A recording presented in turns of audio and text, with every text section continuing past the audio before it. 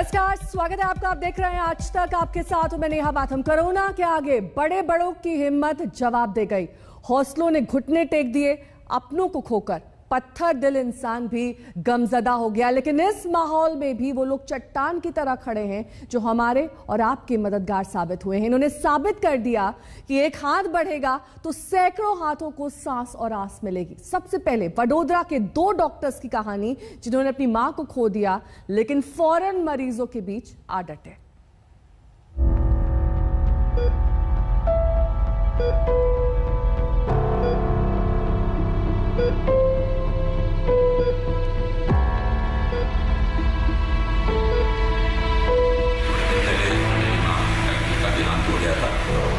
धर्म है कि मरीजों की सेवा करना, उसके लिए मैं यहाँ पे ड्यूटी ज्वाइन कर लिया है। जिंदगी बचाने का ऐसा जज्बा तभी आ सकता है जब किसी शख्स के भीतर मानवीय संवेदनाएं हिलोरे मारे। ऐसे वक्त में जब पूरा सूबा तड़प रहा है, महामारी से शहर की गलियां गर्दिश में हैं, लोग चीख रहे हैं, पुकार रहे हैं, आफत मची पड़ी है, तो डॉक्टर अपने फर्ज से मुंह कैसे मोड़ सकता है? थोड़े दिन पहले मेरी माँ का देहांत हो गया था। डॉक्टर की सेवा धर्म है कि मरीजों की सेवा करना, उसके लिए मैं यहाँ पे ड्यूटी ज्वाइन कर लिया है। कोरोना की मार से तड़प रहे गुजरात में दर्द की तमाम कहानियां हैं, मगर उन कहानियों के बीच एक कहानी है इन 2 डॉक्टरों की, डॉक्टर शिल्पा और डॉक्टर राहुल परमार। दोनों डॉक्टर वडोदरा के सयाजी अस्पताल में तैनात हैं। डॉक्टर राहुल का परिवार गांधीनगर में रहता है। डॉक्टर राहुल को खबर मिली कि ऐसे बुरे समय में उनकी मां उन्हें छोड़कर सदा के लिए चली गई हैं। एक तो कोरोना मरीजों के बीच अपने फर्ज को अंजाम देते राहुल, उस पर मां के निधन की खबर ने मानो सीने में सुराख कर दिया। जैसे तैसे राहुल ने खुद को संभाला, अस्पताल से गांधीनगर अपनी मां के अंतिम संस्कार के लिए पहुंचे। मां का अंतिम संस्कार किया और फौरन वापस वडोदरा लौट आए, इस भरोसे के साथ कि जैसे खुद की मां उन्हें छोड़ गई, वैसे किसी बेटे की मां का उससे साथ न छूटे। डॉक्टर राहुल फिर से लग गए मरीजों की सेवा में। थोड़े दिन पहले मेरी माँ का देहांत हो गया था, तो वहाँ पे भी मैं कंटिन्यूसली यहाँ का जो काम देखते हुए वो भी काम कर रहा था। तो मेरे फैमिली ने मुझे पूरा सपोर्ट दिया है कि अपनी माता जी के देहांत के बाद अभी अपना जो सबसे इम्पोर्टेंट सेवा, डॉक्टर की सेवा धर्म है कि मरीजों की सेवा करना, उसके लिए मैं यहाँ पे ड्यूटी ज्वाइन कर लिया है। वहाँ पे फैमिली जो भी रिचुअल्स है वहाँ पे मेरे भाई और पेरेंट्स कर रहे हैं और मैं यहाँ पे लोगों की सेवा कर रहा हूँ। डॉक्टर राहुल जानते हैं कि महामारी की इस मुसीबत भरे दौर में अस्पताल में डॉक्टरों की कितनी जरूरत है और उनके मन का भाव भी यही है कि वो मरीजों के इलाज में लगे रहें। और पूरी टीम ने मुझे बहुत अच्छा सपोर्ट किया है और मैं कंटिन्यूसली ऐसे ही लोगों की सेवा करता हूँ। कुछ ऐसी ही कहानी इसी अस्पताल की डॉक्टर शिल्पा पटेल की भी है। शिल्पा पटेल को जब जानकारी मिली कि उनकी मां अब दुनिया में नहीं है, तो मानो पैर के नीचे से किसी ने जमीन खींच ली। मन में अथाह दर्द का समंदर उमड़ आया, ऐसा दर्द जो किसी से कहा भी ना जाए और सहा भी ना जाए। मगर फिर भी डॉक्टर शिल्पी ने खुद को संभाला। वो अपनी मां को अंतिम विदाई देने पहुंची और 6 घंटे बाद वापस अपने कर्तव्य पथ पर डट गईं। यही वजह है कि अस्पताल में तैनात अधिकारी अब इन दोनों डॉक्टरों को सच्चा कोरोना वॉरियर बता रहे हैं। जो हमारे दोनों डॉक्टर हैं, डॉक्टर राहुल परमार और doctor Shilpa Patel, SSG hospital के कोरोना वॉरियर हैं। वो 1 साल से दोनों काम कर रहे हैं अलग अलग विभाग में।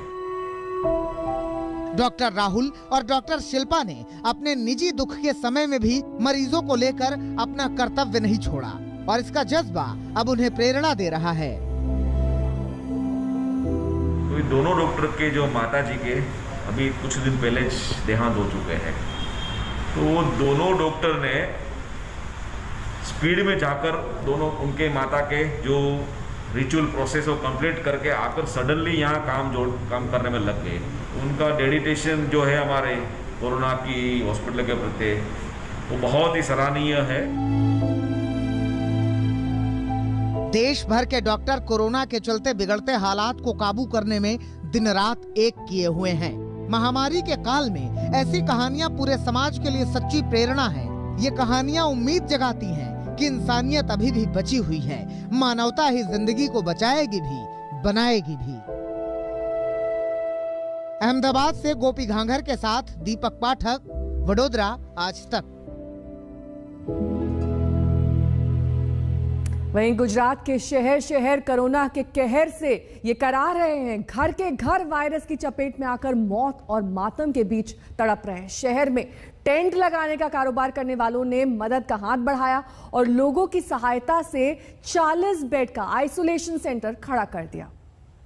आदमी चाहे तो तकदीर बदल सकता है, आदमी चाहे तो तकदीर बदल सकता है, पूरी दुनिया की वो तस्वीर बदल सकता है। आदमी सोच तो ले उसका इरादा क्या है। आदमी सोच तो ले उसका इरादा क्या है, सब कर सकता है वो। महामारी के ऐसे मुश्किल दौर में सूरत में शादी समारोह में टेंट लगाने वालों ने जो किया वो सरकारों को देखना चाहिए, नीति नियंताओं को देखना चाहिए, हर उस व्यवस्था को देखना चाहिए कि अगर इरादा कुछ कर गुजरने का हो तो कुछ भी मुश्किल नहीं है। ये सूरत का वराछा इलाका है। सूरत गुजरात के सबसे ज्यादा कोरोना प्रभावित शहरों में से एक है।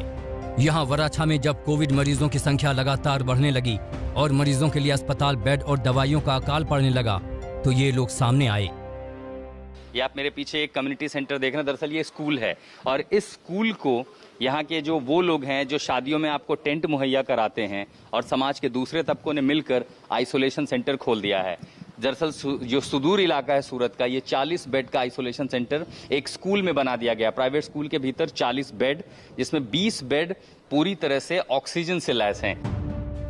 ये शादी समारोह में टेंट लगाने वाले लोग हैं। इन्होंने अपने इलाके के लोगों की जान बचाने के लिए जन भागीदारी अभियान शुरू किया। जन भागीदारी अभियान के तहत इन लोगों ने एक निजी स्कूल में कोविड सेंटर बनाया। यहाँ इन्होंने 40 बेड का आइसोलेशन सेंटर बना दिया। जैसे सिटी में मारामारी देखा तो हम लोग ने सोचा कि अपना मंडप एसोसिएशन कुछ करे, मतलब मंडप टेंट मंडप एसोसिएशन कुछ करे। तो हम लोग ने ऐसे स्कूल से बात किया तो वो उसका ग्राउंड दिया और एकता ग्रुप है एक, उसको बोला तो उसने फाइनेंस से थोड़ा सपोर्ट कर दिया। इसकी वजह से हमारे मंडप एसोसिएशन के सभी सभ्यों ने मिलके ये आइडिया किया और ऑक्सीजन बोतल सब बिकट के लिया, फिर यहाँ चालू करा। आइसोलेशन सेंटर में ऑक्सीजन की सुविधा जन भागीदारी से की गई।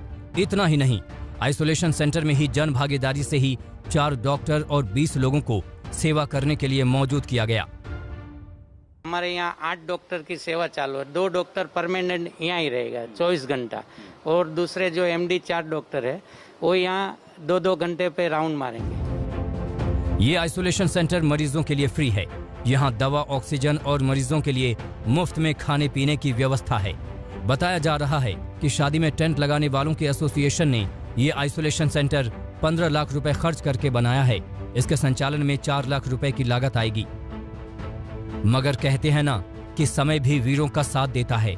इन लोगों ने जब देख लिया कि सरकारें पस्त पड़ गई हैं, तो इन्होंने ठान लिया कि सरकार के भरोसे बैठने से बेहतर है कि अपनों की जान बचाने के लिए खुद सामने आया जाए। लिहाजा ये सामने आए। अब सूरत के इस इलाके में कोविड मरीजों को प्राणदान देने की कोशिशें हो रही हैं। ये कोशिशें रंग ला रही हैं और मिसाल बन रही हैं।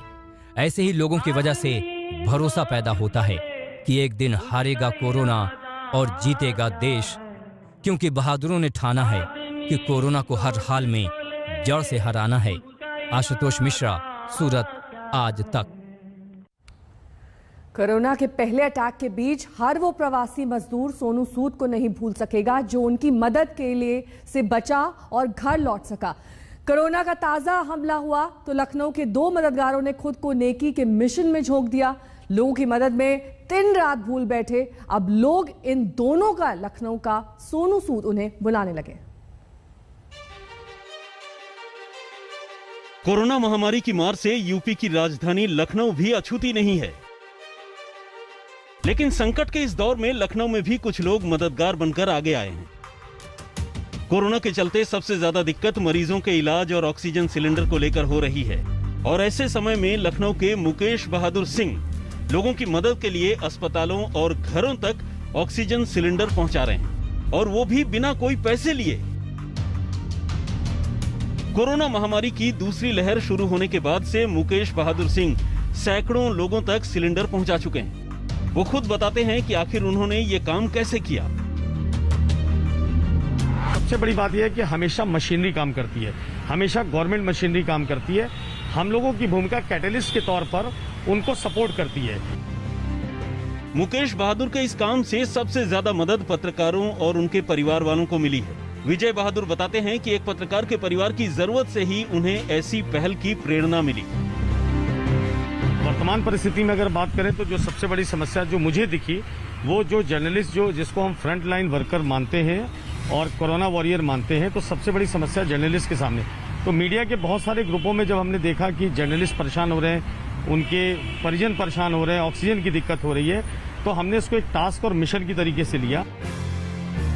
लखनऊ के लोगों के चर्चा में छाए दूसरे मददगार हैं शलभमणि त्रिपाठी, जो मुख्यमंत्री योगी आदित्यनाथ के सलाहकार हैं। कोरोना के इस संकट काल में वो सोशल मीडिया पर लगातार एक्टिव होकर लोगों तक सहायता पहुंचाने में लगे हैं। जो एक्स्ट्रा प्रेशर हॉस्पिटल्स पे आ सकता था वो भी रुक रहा है, तो एक पूरा चैनलाइज करके अपने कुछ दोस्तों की मदद से, कुछ पत्रकार साथियों की मदद से, सबका सहयोग लेके एक हेल्प ग्रुप बना के एक कॉमन ग्रुप बनाया हुआ है। उस पर मैसेज फ्लोट कर देते हैं कि L1 का बेड चाहिए, L2 का बेड चाहिए, प्लाज्मा चाहिए, ऑक्सीजन चाहिए, और उसमें कोई न कोई जरूर आ जाता है कि हम अवेलेबल करा रहे हैं। तो प्रयास ये कर रहे हैं कि गौरैया प्रयास जो कर सकते हैं इस पूरी महामारी के दौर में, एक बहुत कठिन दौर में, एक स्मॉल कॉन्ट्रीब्यूशन एक सामान्य नागरिक होने के नाते कर सकते हैं, वो करने का प्रयास करें। कोरोना महामारी के दौर में ये दोनों जिस तरह से लोगों की जिंदगियां बचाने में लगे हैं, वो किसी देवदूत जैसी पहल से कम नहीं है। कुमार अभिषेक, लखनऊ, आज तक। कोरोना ने हालात ऐसे दुश्वार बना दिए हैं कि जीते जी ना दवा मिल रही है, ना बेड, और मौत के बाद शमशान घाट नसीब नहीं हो रहा है।